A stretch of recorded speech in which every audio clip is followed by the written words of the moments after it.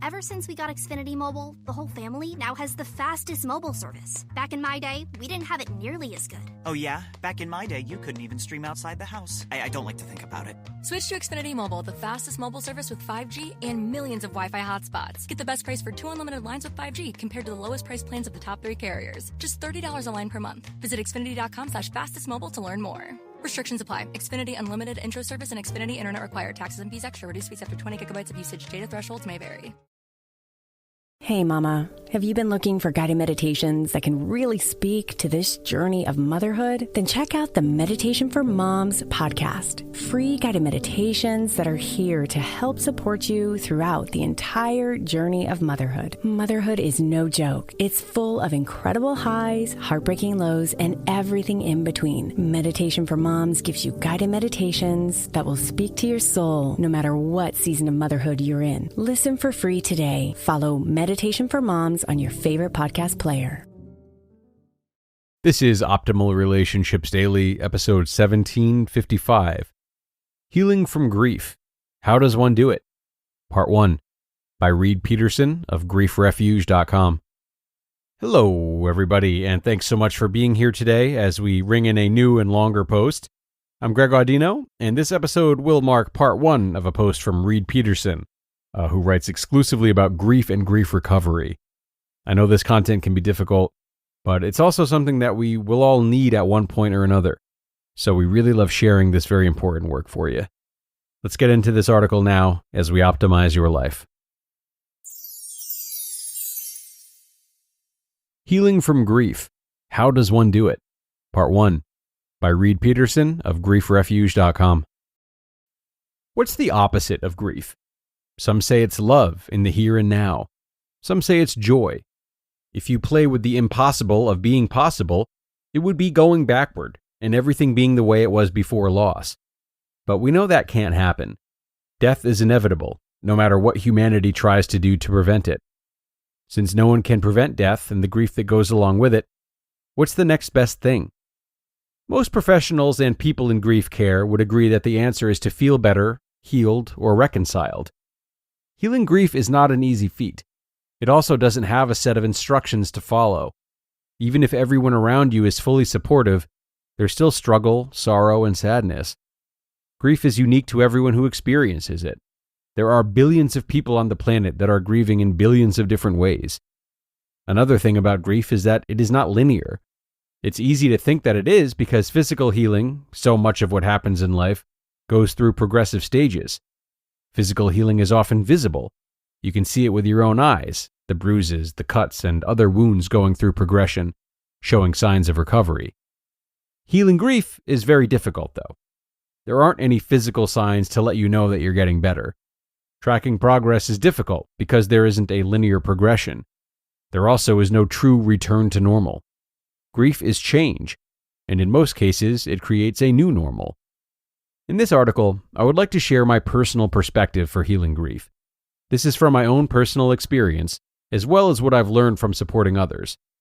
Grief, no matter what type of loss, is very complicated, and I hope you're able to gain some insight from what's shared here. The other day, I had foot surgery. Before I went into the OR, my wife said to me, "Happy healing." I gave her a Charlie Brown type of look and said, "I'm not sure healing is ever happy." That short exchange prompted further thought while I waited for the anesthesia to kick in. Is there happiness in healing? Why does healing feel like a painful process so often? When I do my grief companioning work, I see and feel a lot of pain in people's healing process. In grief, the pain can be commonly experienced as depression, anxiety, loneliness, heartbreak, etc. Feelings like these are hurtful. Often the word suffering is used to describe such experiences. If pain is necessary in the healing process, you might be wondering, why suffer? After all, if someone were to live through all of the pain and endure suffering, their quality of life might be considered quite poor. I'll admit that's not the most optimistic thought, but it's also a common perception about pain. Pain is often avoided in modern society. Pain is the reason I got foot surgery. My goal was to reduce the pain. As I've pondered grief, pain, and the healing process for as long as I have, I've consistently reached a place where I've questioned the point, purpose, and benefits of what to do with it.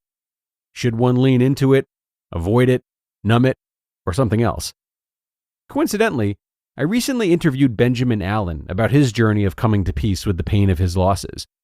Benjamin shared his journey and plenty of sage wisdom for what gifts grief can bring when you lean into it and meet it for exactly what it is. I found our conversation very meaningful because for several months, I was feeling like anyone who would fully embrace the pain of their grief, allowing it to consume them, would be perceived or judged by others as a martyr. After speaking with Benjamin, I gained a new perspective.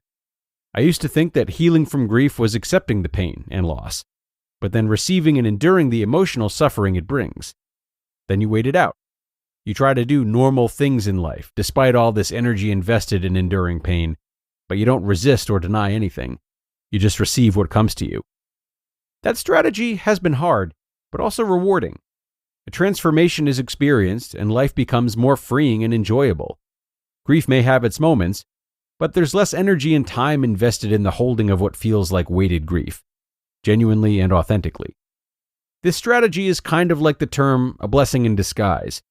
Have you had moments where something was going terribly wrong, but deep down inside you had a feeling that there would be good that came of the situation? In grief, the blessing is never about someone's death, but more about your connection to them. All those painful emotions are sometimes perceived to be blessings in disguise because it helps you to become more compassionate, empathetic, and caring. And if there's a benefit to becoming more compassionate, empathetic, and caring, it's the ability to suffer less and live more from your heart. When grief is healed, there's also a sense of more clarity towards what you want out of life. All the drama that may have consumed a big part of your life loses its appeal. People who have experienced significant loss and done some great healing tend to be more grounded, peaceful, and drama-free. Although this perception of the healing process for grief is helpful, it can also be taxing, overwhelming, and overbearing at times. Such attention and surrendering to pain and grief require so much of oneself that it's important to ease into the process and be easy with yourself. To be continued. You just listened to part 1 of the post titled, Healing from Grief, How Does One Do It? By Reid Peterson of griefrefuge.com. So, you open Google Chrome on your phone, you're hunting for a super rare first edition vinyl of a band you're obsessed with, when you're supposed to be working. But this site you tapped on seems pretty shady. And Daryl from IT just jumped up from his desk. Oh no, he's coming your way. It's a good thing built-in malware protection keeps you safe and sound. Not from Daryl, though. Sorry. There's no place like Chrome. Download Google Chrome on your phone. Priceline presents Go to Your Happy Price. What's up? It's Kaylee Cuoco. When it comes to travel, we all have a happy place. You can see yourself already there. It's beautiful. It might be sunny and sandy for some, neon and urban for others, deserts or rainforests or hiking trails. With Priceline, you can get to your happy place for a happy price with deals you really can't find anywhere else. Like up to 60% off select hotels to Costa Rica or 5-star hotels for 2-star prices in Cabo. Go to Priceline.com and travel to your happy place for a happy price. All right, see ya. I'm off to Miami. No, actually, wow, look at that. No, I'm going to Hawaii now. Ooh, Cancun looks nice. You know what? Belize looks pretty nice this time of year. Or, Palm Springs. Go to your happy place for a happy price. Go to your happy price, Priceline. And thanks to Reid for a wonderful start to yet another important article written from him.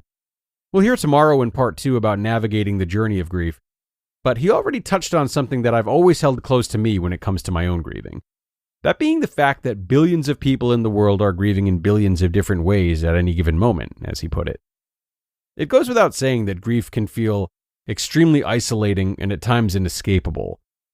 And while we shouldn't ever count out the nuances of our own grief, we might find comfort in knowing that somewhere out there, probably just within a few streets over from us, someone is going through something similar. There's a great connectedness in grieving, even if it doesn't ever quite feel that way. There are others who have been through the same muck as you're going through, gotten out of it and found love and laughter in their lives again. And to me, there's great hope in this. and a great sense of safety as well. It makes me feel as though the grief is most definitely conquerable, and it helps me feel as though I can understand those who have suffered similar losses in a new and better way. For example, say you've just lost a parent for the first time, you may have a new level of respect or understanding towards someone who has long since lost both parents. So, the point being that with grief comes a whole host of new opportunities to recognize connection, even though we often make the mistake of thinking that grief only comes with connection being cut off from someone or something. Something to think about, everyone. Ponder that tonight while you prepare for the rest of this post in part 2. Enjoy your day. Thank you for listening, and I look forward to having you join me again tomorrow for more of this great article from Reid. That's where your optimal life awaits.